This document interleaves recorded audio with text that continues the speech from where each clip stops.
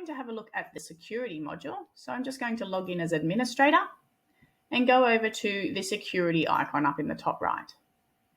In here, the first page you'll see is the accounts, where you can do a search for any of the user accounts, whether that's membership, administrator, somebody that's purchased something from your store and created just a user account.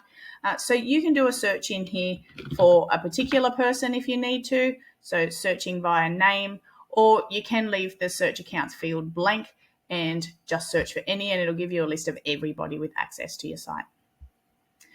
Keep in mind, not all of these people are going to be members, so they're not going to have access to member areas or your mobile app or things like that.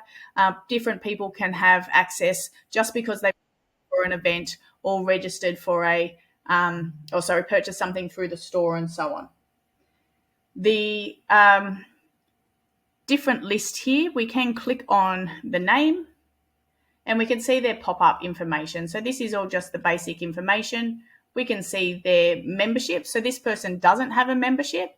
So I'm going to bet that they've purchased something to an event. There we go. Or they could have purchased something through the store as well, which this person also has. So they're not necessarily a member. They can just have created themselves a user login because they've purchased something. In here, we can also click on the edit icon and we can see their email, their login information. We can help them change their password if we need to be. So we can't see their password, but you can help them change it if they're having trouble doing that. You can also, we'll just go back into there. You can also see which roles this person has. So a role is their membership.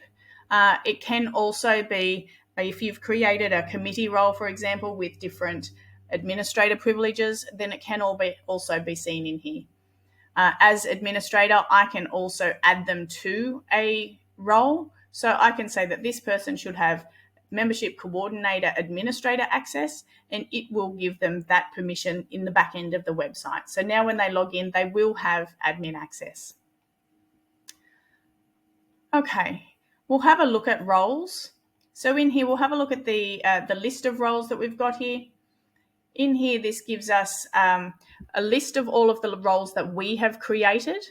And below the line is a list of all of the roles that are linked to certain areas of the website. So some of these are all system generated and cannot be edited or deactivated, but you will see that all of the different membership levels that we have in here are a role, and that just groups all of those members. So we can use that to lock down certain pages or events or document categories and so on for just the people in that membership level. We've also got listing owners, which just gives people the edit and ownership of their own directory listings if you've got the member directory. And a few different other ones in here as well, so blogs and things like that. Up above here are all generated by us, and they're completely custom. So to create a role, you would click on add a role here, and you're just going to give the role a name and a description. Now we have a lot on this site, so I'm just going to pop back over to here and I'll use one of the ones that's already been generated. So hovering over these icons here, this indicates that this particular role does give access to member data. So that's just used as a warning so that you know that anybody that you add to this role is going to be able to access information on your members. This icon here gives access to the security module, which is where we are. We can create roles, we can give other people permissions and logins all via this area. So again, it's a bit of a warning that you're giving someone some fairly high access with access to then give other people high access or any access through the system. So just keep those in mind when you are allocating different roles to your administrators. Okay, so once we've created a role, so we'll click on the edit. You can see we've created this role here. We've given it all of the, given it a description, which we can see displayed here. And then we go over and we go to the privileges icon. Now we already know this one's been given privileges for the membership area, and you can see there's different types of privileges in each module. So up here we've got page privileges, And this is going to give people access to different pages on your website. So you've got the list of every page on your website that is in the top navigation. So if you've got a child page that sits underneath the blog, giving someone access to the blog page is also going to give them access to any of the pages that sit underneath that page in the navigation as well. Then giving access to people to view the page, edit the page, or approve the page. So an approved page will be able to, approver is going to be able to activate all of the changes that have been made by someone with an editor privilege.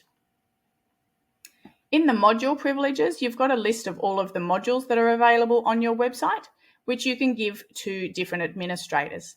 So if you have someone that you just need to create your different news articles, for example, we can add that in there.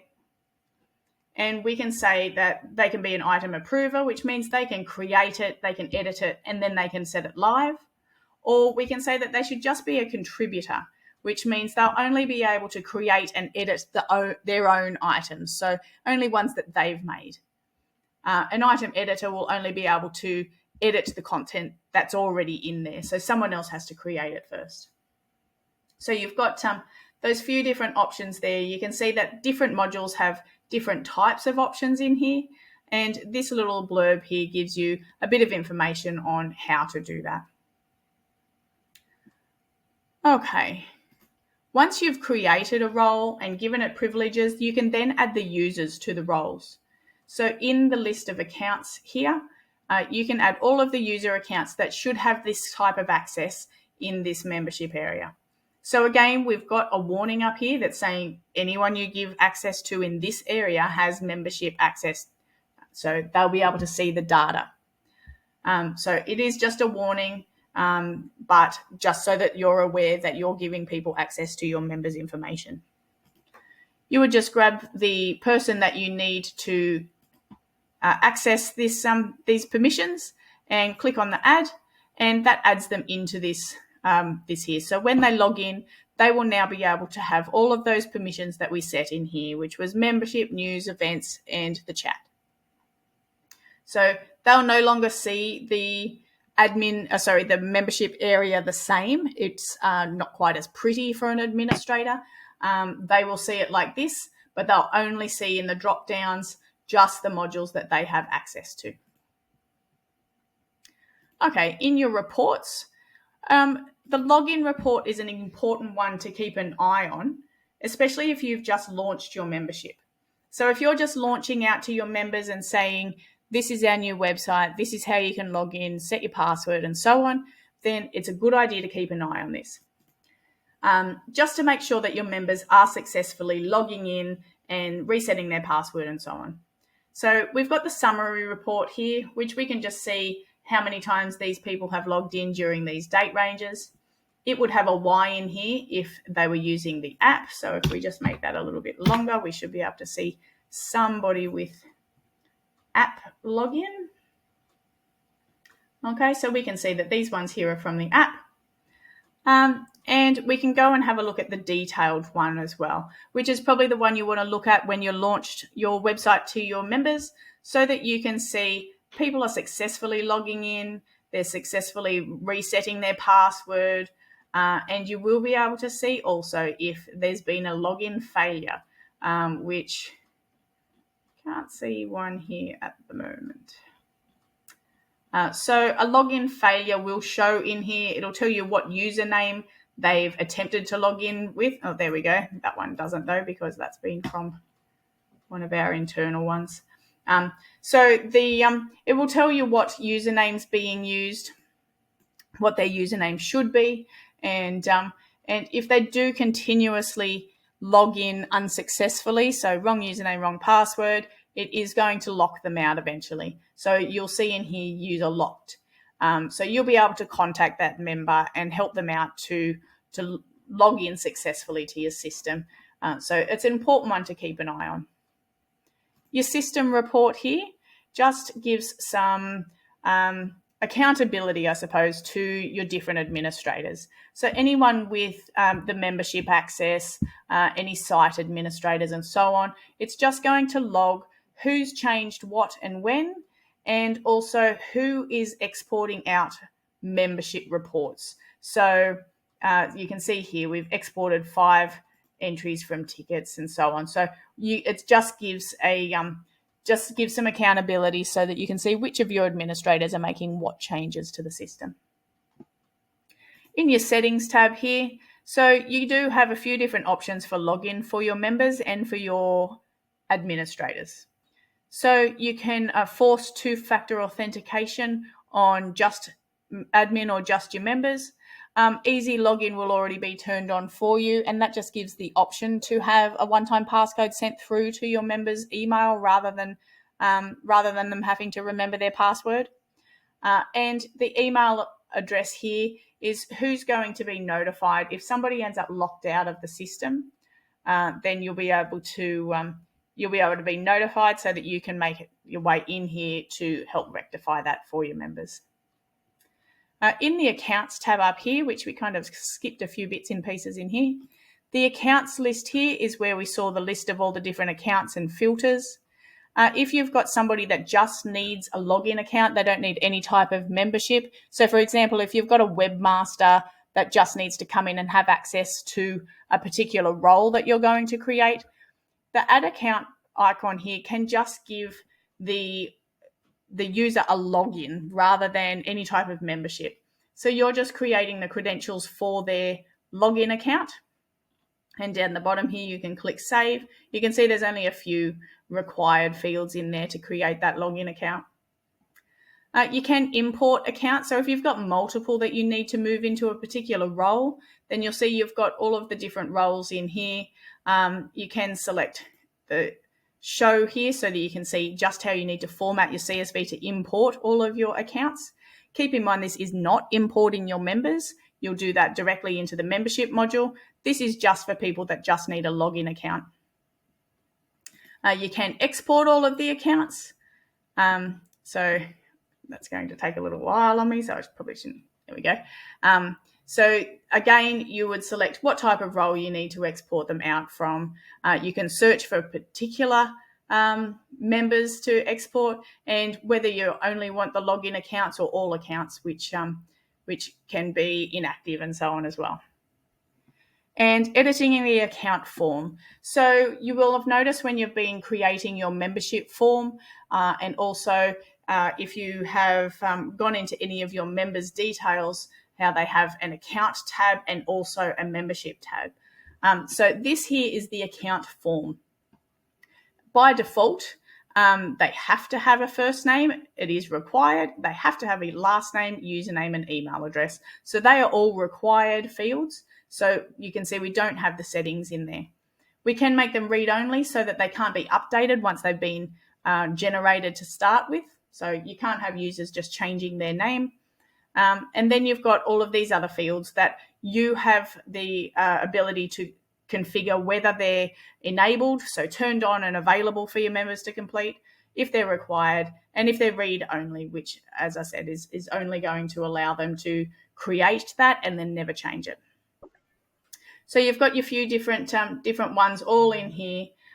You can just have that applicable to only the to just the members account area. But if you want to apply it to the membership profile as well, which is going to ask these questions when they first create their membership, then you can enable this and then sync it to your membership forms, which is going to tell you it could take a little while. It's going to change your membership forms and if you want to continue or not. I won't, because I've got my membership forms configured how I need them. So this here is then going to come over into your membership form in your levels here. So when we have a look in the form, that's the account creation details in here. And yes, it's going to add in all of those other fields, your company name, your phone numbers, date of birth, gender, and so on. Just to show you where in the membership information, we've got the account and the membership information. So clicking on a member's name, this here is the account tab, and this is all of that info that we've got configured in our security area for the account. and then we've got the membership tab. So they are two separate areas where we can configure them separately, or we can sync them, as you saw, to both display the same fields. While you're in the security area, you do have the help icon up the top here, which will bring up all the relevant articles from our help portal that all relate to anything in the security area. So if you're having trouble or need further explanation, make sure you jump in here and you can run a search, or you can have a scroll through and have a look at just what it is that you're looking for. And you'll find that you get some really great articles here with screenshots and step-by-step instructions on how to use everything. So that should explain anything further that you need more information on.